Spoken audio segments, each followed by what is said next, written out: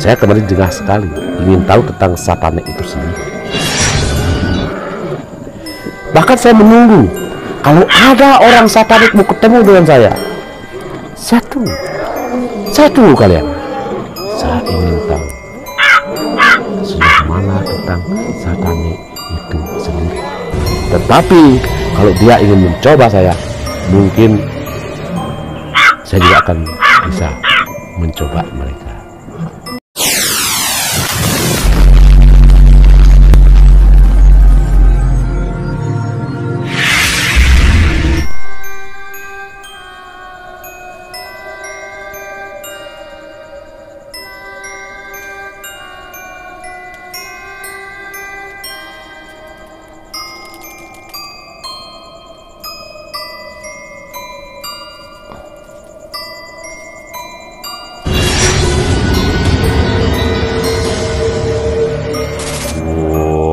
Swastiastu Om Gaudinam Astu Namaste.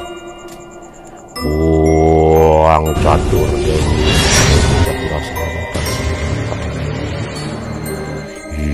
Yes, Sang Yang Durga.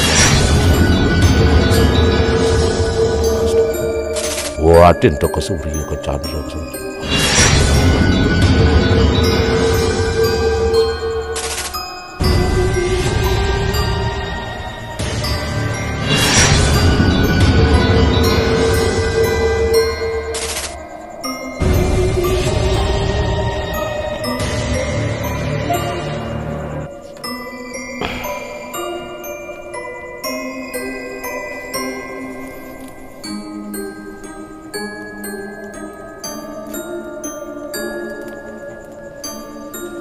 Om Swastiastu, Om Gaudinam Astu Namaste.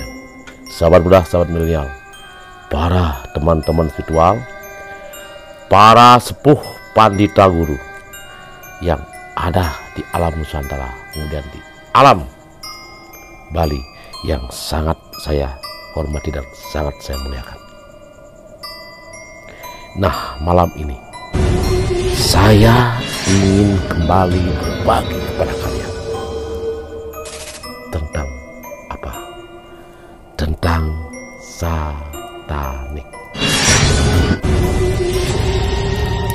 Dan bagaimana tentang satanik itu sendiri? Saya sangat penasaran sekali. Sangat penasaran. Karena tentang Lucifer yang konon katanya Lucifer itu adalah seorang yang ditunggu oleh bakta satanik itu sendiri. Di sini saya ingin tahu tentang Lucifer itu sendiri. Apakah Lucifer yang dimaksud adalah Durga? Durga itu sendiri. Apakah dia Durga? Sahabat Buddha, sahabat mulia, kemarin suatu saat menjelang Makpak Kajang Kliwon. Kajang Kliwon adalah hari yang sangat sakral dan angker sekali. Sangat angker sekali. Di situ saya memohon pada dewa yang saya junjung di sini. Tapi Bakulun, Ratu Nyang Sakti, Ratu Gede, Mas Sakti.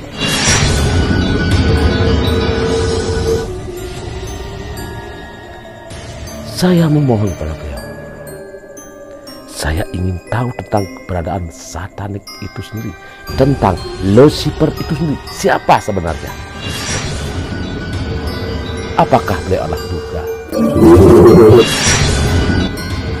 Nah, kemudian saya memohon kepada beliau untuk apa? Untuk biar bisa bertemu dengan bakta satanik itu sendiri. Ingin tahu, sangat ingin tahu. Penasaran di sini. Saya penasaran.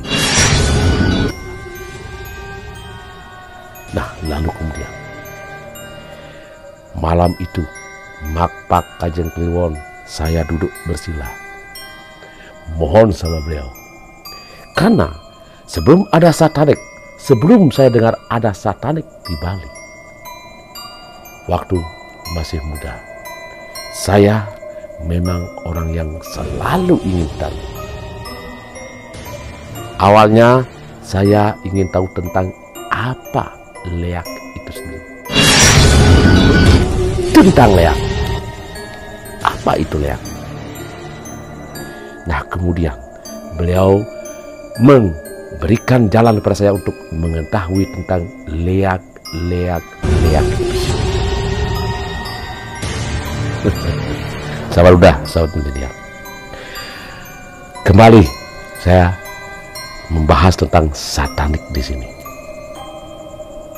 Di saat saya bersila, saya tidak menemukan apa-apa.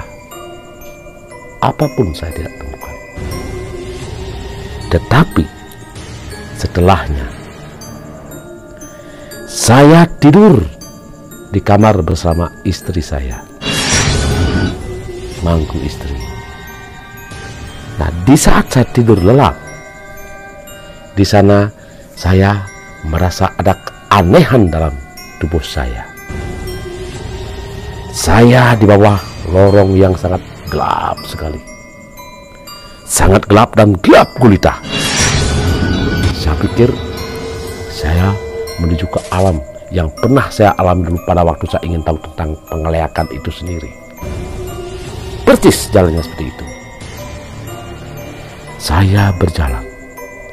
Nah, tetapi perbedaan yang sangat saya tahu di sini adalah di kejauhan saya lihat sinar di sana. Sinar yang membentang di depan mata saya.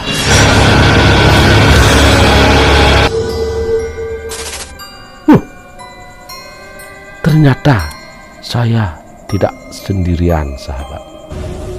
Tidak sendiri. Saya berjalan menuju arah sinar itu, lorong-lorong gelap itu. Ternyata banyak yang saya ajak di sana. Nah, dalam kegelapan itu, saya sebagai manusia, saya ingin bertanya kepada orang itu. Saya ingin menyapa pada orang yang saya ajak berjalan ke lorong itu sendiri. Nah, lalu saya bertanya, Om Swastiastu. Dia tidak melihat saya sama sekali. Saya tepuk dadanya, tidak melihat saya sama sekali. Saya berteriak-teriak, meronta-ronta. Bahkan saya ingin berteriak sekencang-kencangnya saya berteriak. Seolah-olah dia tidak mendengarkan saya. Dia tidak mendengarkan saya. Saya curiga. Kemana kita ini? Apakah saya harus pergi ke surga? Apakah saya harus ke neraka? Mungkin ini perjalanan saya untuk pergi ke surga atau ke neraka. Saya tidak mengerti.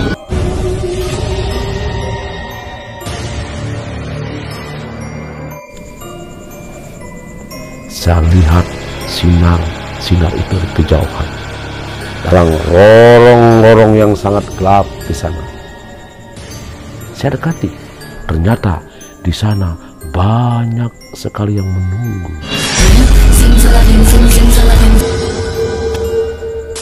Banyak sekali yang menunggu di sana. Orang-orang yang ajak berjalan saya tadi itu, mereka tidak mengenal saya, bahkan tidak melihat saya. Mungkin saya berteriak, saya ingin berkomunikasi, saya ingin bertanya, tapi apa yang terjadi? Mereka tidak melihat saya. Saya duduk di sana. Nah, kemudian di sana ada pesta dengan lagu yang tidak saya kenal, yang asing di telinga saya, sangat asing sekali. Mereka memberikan lagu-lagu, dan di sana ada keunikan.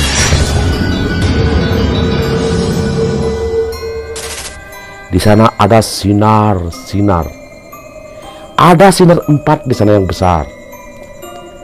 Di timur, di selatan, di barat, di utara. Nah, di tengah-tengah ada besar sekali di sana sinar mengelilingi ruangan itu sendiri. Banyak orang bernyanyi di sana. Saya menyaksikan langsung orang yang bernyanyi itu. Saya tidak bisa mengikuti karena nyanyiannya itu, saya katakan Inggris tidak, saya katakan Spanyol juga tidak, saya tidak mengerti, asing sekali saya. Nah, kemudian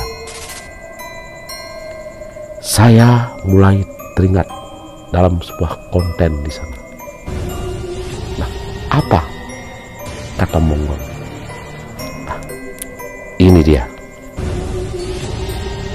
Kenapa harus di ruangan terbuka? Karena kita harus mengkombinasikan dengan 4 arah mata angin utama. Jadi namanya the corner, 4 jadi utara, timur, selatan, barat. Nah, kalau dilakukan dalam ruangan, ritualnya tuh pasti naruh apa ini ya, lilin gitu, lilin, nanti taruh 4 sudut, ya kan, nanti di tengahnya pasti ada altar kecil, terus nanti ada apa namanya, ada apa tuh, belati, pisau lah kalau bahasa kita ya. Terus baru nanti ada mok isinya darah. Dan ini mohon maaf teman-teman, ritual ini bukan pakai darah binatang, tetapi selalu harus menggunakan darah manusia. Namanya di dunia satanik itu the Nine Lord. Utara ada Asmodeus, timur ada Lucifer, barat ada Belial, belakang selatan ada Leviathan. Baru nanti antara utara dengan timur ada Astaroth sebagai Lord of Magic. Asmodeus ini namanya Lord of Destroy. Baru Asta itu Lord of Magic, Lucifer Lord of Blast. Baru di bawahnya tuh ada Baal, namanya Lord of Well. Nah, Bapak Mongol mengatakan, beliau mengatakan ada katanya lilin-lilin 4 katanya. Ada cahaya di tengah satu. Tetapi yang saya lihat di sana bukan lilin 4. Api yang saya lihat di sana, api besar. Ada 4 juga di sana. Cuman warnanya agak seperti pelangi. Pelangi berputar dan ada lagu-lagu di sana. Nah, mereka itu berpesta pora. Bahkan mereka saya lihat saling berciuman. Bahkan laki dengan laki, perempuan dengan perempuan, kemudian perempuan dengan laki, laki dengan perempuan. Saya di sana mulai curiga, mungkin ini yang dinamakan dengan satanik.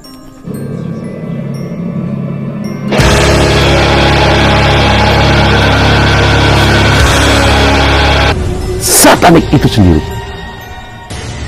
Nah, lalu bagaimana? Saya tunggu dalam perjalanan cerita mimpi saya itu sendiri. Saya ngerasa itu bukan mimpi. Karena seperti yang dikatakan Mongol itu, Mr. Mongol itu, di Bali juga demikian. Di Bali, kalau ada yang 4 namanya itu, putih, timur, selatan merah, barat kuning ya, utara hitam. Kemudian di tengah-tengah 5 warna, manca-warna.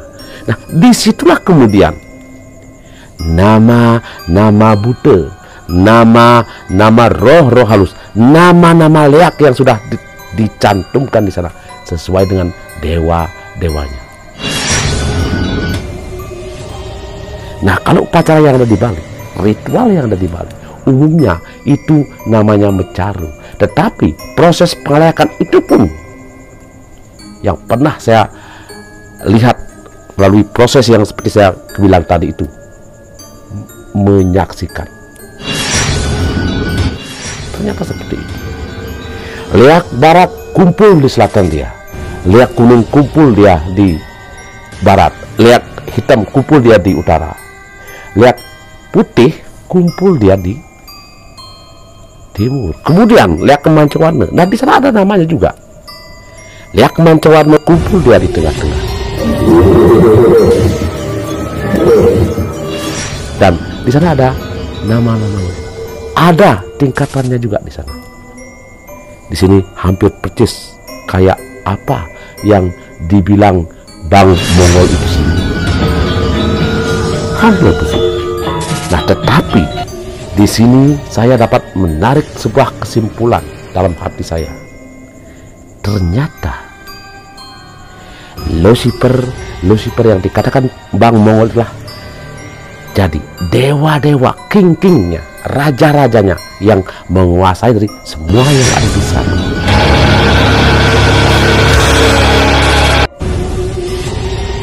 Di seputaran satanik itu sendiri. Nah, lalu bagaimana dengan Leak? Leak yang ada di Bali. Nah, beliau sudah ada dewa-dewanya. Brahma, Wisnu, Siwa, Iswara, bahkan semua sudah diatur oleh dewa-dewa itu sendiri akan menjadi lebih baik. Karena konsepnya di Bali, Leak adalah sebuah ajaran yang mendukung tentang Rua Binede. Leak itu harus ada menuju yang lebih baik, bukan setan-setan atau iblis-iblis yang saya lihat di satanik itu sendiri. Ternyata di sana pesta iblis di sana.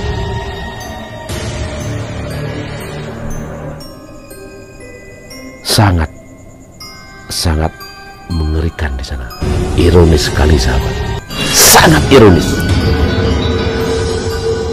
Yang menjadi saya penasaran di situ, sahabat, tentang Lucifer itu sendiri.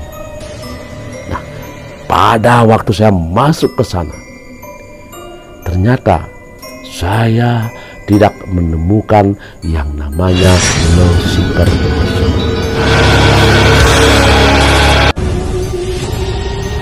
Tidak menemukan bagaimana bentuk Lucifer itu sendiri. Tetapi dalam sebuah simbol yang ada di konten YouTube itu dilambangkan di sanalah seperti kambing bertanduk, seperti manusia bermuka kambing dan bertanduk. Sangat mengerikan. Nah, tetapi di Bali, di Pengeleakan, saya pernah melihat yang Betari Durga.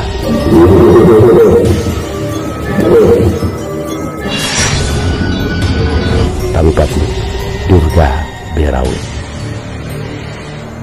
Nah, beliau awalnya saya lihat cahaya yang sangat kecil sekali, tetapi sangat indah. Kemudian dia membesar. Nah, kemudian berubahlah menjadi sosok Dewi Durga yang sangat mengerikan. Nah, seperti ini. Saya kira inilah Lucifer yang ada di Bali, Betari Durga yang ada di Bali. Tetapi saya ingin tahu, saya ingin penasaran, ingin tahu apa benar ada Lucifer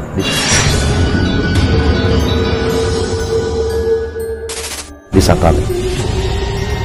Ternyata dalam mimpi itu saya tidak temukan yang namanya Lucifer, yang konon katanya dia adalah dewa-dewa, raja-raja, kemudian penguasa daripada satanik itu sendiri. Di sana saya temukan teman, mereka berpesta, ada lampu 4, kemudian ada yang berciuman, ada yang laki sama laki, perempuan sama perempuan, laki perempuan. Nah, itu yang saya lihat. Dan anehnya mereka tidak melihat saya seperti apa yang saya lakukan di Setre, di sebuah kuburan kemarin, waktu saya penasaran tentang Leak itu sendiri. Begitu proses saya ingin tahu tentang keberadaan roh halus, setan-setan yang ada di dunia, di Mayapada ini. Itu yang saya tahu. Memang di sini dari dulu, dari kecil, saya memang sedikit ada kelebihan di sini. Tahu tentang itu. Tetapi mohon maaf, saya bukan orang sakti, tidak. Saya bukan orang yang spesial, yang luar biasa, tidak. Saya cuman tahu dan ingin tahu, dan kebetulan beliau sesunan menyenangi saya, dikasih kesempatan untuk tahu tentang leak, kemudian tentang satanik itu sendiri.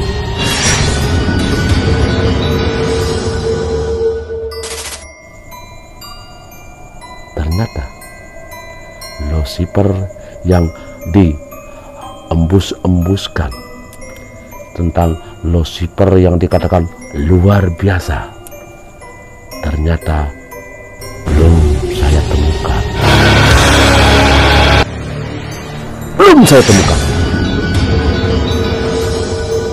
Saya ingin tahu, apakah betul yang konon katanya Lucifer itu hampir mirip dengan Durga yang ada di Bali. Tetapi di Bali kenyataannya sudah saya lihat dengan mata telanjang sendiri. Baik itu api, baik itu wujud-wujud beliau, baik itu perencang mahasiswa-siswanya beliau. Saya sudah pernah.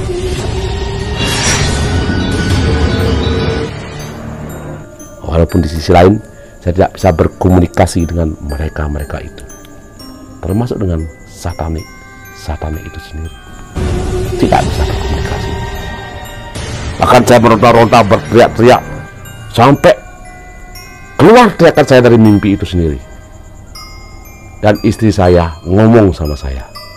Apa? Istri saya bilang, berteriak seperti orang berkelahi dan sebagainya. Sampai saya terbangun dari mimpi itu, karena saya sadar. Saya merasa pada waktu itu mungkin ini perjalanan saya mati. Saya merasa diri saya sudah mati. Jadi saya sudah melepas napas saya sendiri. Nah, ternyata itulah yang sebenarnya terjadi. Hari ini mungkin istri saya baru mendengar setelah saya syuting hari ini. Karena sebelumnya saya tidak mau ngasih tahu. Saya tidak mau ngasih tahu karena dia takut nantinya. Dia ketakutan nantinya. Hari ini saya kasih tahu dia. Kenapa saya meronta seperti itu dan terbangun dan berteriak-teriak. Nah, itu wujud dari mimpi. Saya ketemu dengan satanik itu sendiri. Betul, istri saya tidak bisa bohong. Kalau Anda mau datang ke rumah saya, ngobrol dengan istri saya, silahkan bertanya sama istri saya. Itu yang terjadi.